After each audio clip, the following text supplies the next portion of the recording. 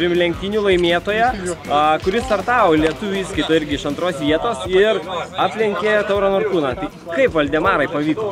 Kur tai buvo padaryta? Tai buvo pirmas dešinys posūkis buvo. Nu kaip aplenkiau. Greičiau jisai važiavo. Dėl to buvo galimybė aplenkti. Ką ir padariau. Šiaip lenktynės buvo sunkios, ta prasme, kaip važiavimas? Man per lietų patinka važiuoti, ta prasme, tai kaip tik gal nesunku, ant sauso sunkiau, nes tempas biški kitoks, tai toks pusiau atsipalaidavęs važiuoja. Finišavai antras. Pralašiau. Pralašyti.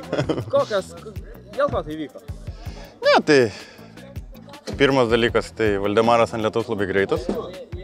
Tikrai, lekia labai gerai. O aš ne. Ir kitiem pasimaišiau pasirodo. Žodžiu, bet toks įdomus dalykas, nu neįdomus, galima buvo to tikėtis, aišku. Tačiau bandžiau tam ruoštis, stikliuką, pinlokais, viskom apsikliavau, ten išsivaliau viską idealiai, bet už kokių 5 ratų realiai nemačiau nieko. To prasme, mačiau vieną nutekėjusią vandens dryžių per centrą ir bandžiau kažką tai žiūrėti. Tai labai džiaugiuosi, kad esu čia, iš tikrųjų, nes jau, nu, ta prasme, tikrai buvo kritiškai blogai, kažkas, nežinau, pinloką netaip užsidėjau ar ką, žodžiu, ten, kur pinlokas, užrasojo viskas. Tai va, tai toks įdomi gyvenimiška patirtis ir labai džiaugiuosi, kad esu čia. Kelis ratus kovojau su prisivėjęs Kęstutis Stankūną ir paskui mes jau Taurą užsivinėjame. Ir kelis kartus pas mane yra kelios vietos, kur žymiai greitesnis buvau negu Kęstutis.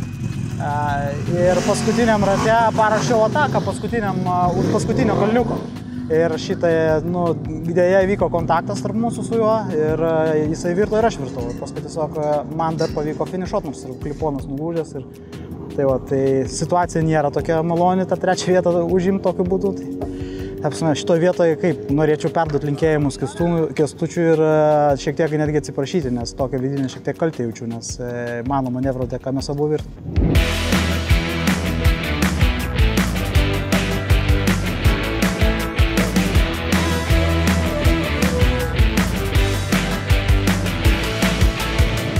Taip, Jonai, tik mes po finišo norėjau paklausti apie tą kovą su Sarapiku. Tu gavai informaciją prieš paskutinį ratą, kad jisai visiškai yra prie pat tavęs, nes tu nutolai tame paskutinėme rate. Jo, tai gavau informaciją, ačiū mano visai komandai. Visų varžybų metu žinojau, kur kas vyksta. Ir kadangi nesijaučiau visiškai pasitikinti savim vidury varžybų, šiek tiek sugalvojau numesti tempą. Ir pamačiau, kad priešininkas mane prisivijo ir pakėliau tempą.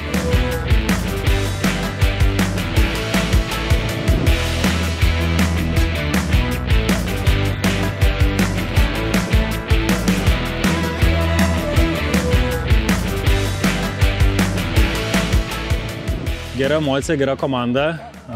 Oras, ta prasme, daug davė iššūkių, papildomo streso, nes pakankamai danga jau džiuvo. Buvo nusiteikimas tiesiog iš kolegų patarimas, kad skusti padangą. Nu tai ir nusprendžiau, skusti, ta prasme, jau kaip sakyti, bus kaip bus. Iš tikrųjų vienas epizodas ten miške, ant linksmelių kalnelių, gal kokiam 2 rate buvo kritimas ir galimai ir antifrizas arba tepalas papiltas, tai šiek tiek papildomo streso davė, o šiaip emocija labai super. Čia va šalia buvo kolego, tai į galą, kaip sakyt, buvau įsikabinęs, tai galbūt net ir jo dėka truputį timtelėjo, nes jeigu jisai gali vadinasi, ir aš galiu. Taip gavosi. Nežinau, tiesiog atsirado adrenalinas ir pradėjau spausti. Tai 16 vietos atvažiuoju pirmas tarp lietuvių.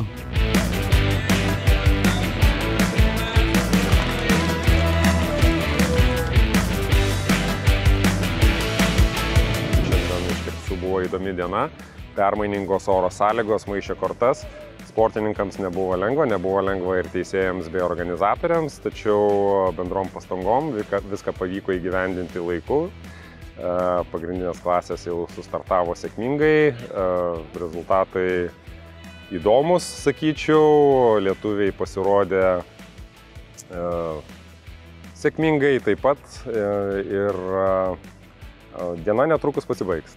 Kitas mūsų etapas, Baltijos čempionato ir Lietuvos čempionato etapas vyks Estijoje, Pernu trasoje Liepos 20–21 dienom. Pasimatysim tikrai jau netrukus.